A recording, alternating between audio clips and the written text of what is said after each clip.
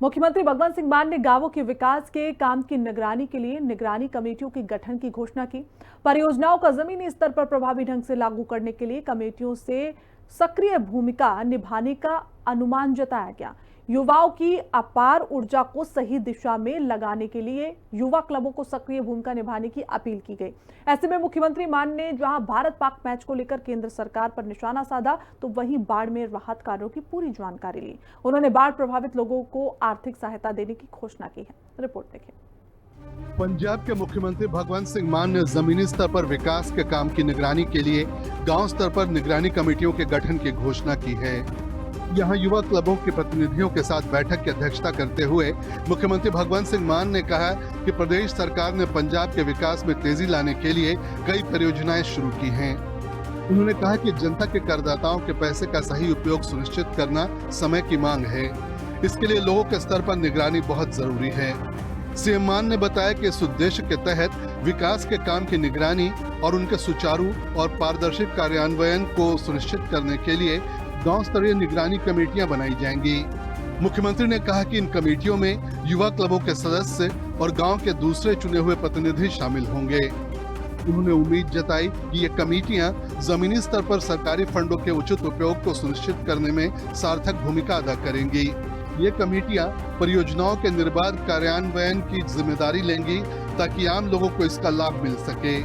लोगों, विशेषकर युवाओं की सक्रिय भागीदारी से पंजाब के सर्वपक्षीय विकास के प्रति प्रदेश सरकार की प्रतिबद्धता को दोहराते हुए मुख्यमंत्री भगवंत सिंह मान ने पंजाब स्तर पर खेलों को प्रोत्साहन करने में युवा क्लबों को महत्वपूर्ण भूमिका निभाने की अपील की। उन्होंने ऐसे प्रयासों के लिए प्रदेश सरकार की तरफ से उन्हें पूरा समर्थन देने का भरोसा दिया।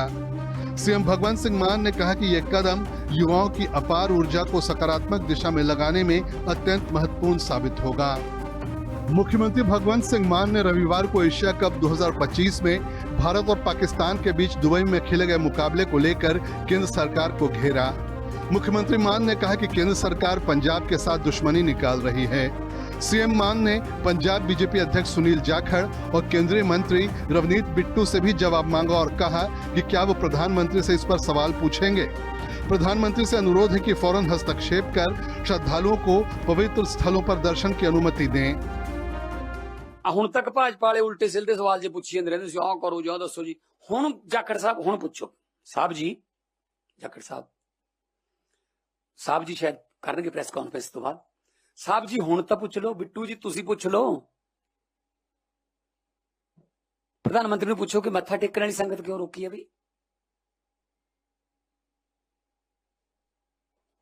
कल हजे मैच लाइव होके हटिया ते असीं आपदे गुरु दे मत्था नहीं टेक सकदे। ये साडे लई कोई राजनीतिक जब कारोबार नहीं है कि साडी आस्था है। हर रोज अरदास दे विच असीं ਇਹ परमात्मा तो मंगते हैं कि ननकाना साहब ਅਤੇ ਹੋਰ ਗੁਰਧਾਮਾਂ ਨੂੰ ਜਿਨ੍ਹਾਂ ਨੂੰ ਪੰਥ ਤੋਂ ਵਿਛੋੜਿਆ ਗਿਆ ਉਹਨਾਂ ਦੀ सेवा संभाल दा। बाढ़ को लेकर मुख्यमंत्री ने बताया कि पंजाब में बाढ़ ने भारी तबाही मचाई है। इससे 56 लोगों की मौत हुई है। 50 प्रभावित परिवारों को अब तक 2 करोड़ रुपए का मुआवजा जारी किया जा चुका है। बाकी 6 परिवारों को भी जल्द ही मुआवजा दिया जाएगा।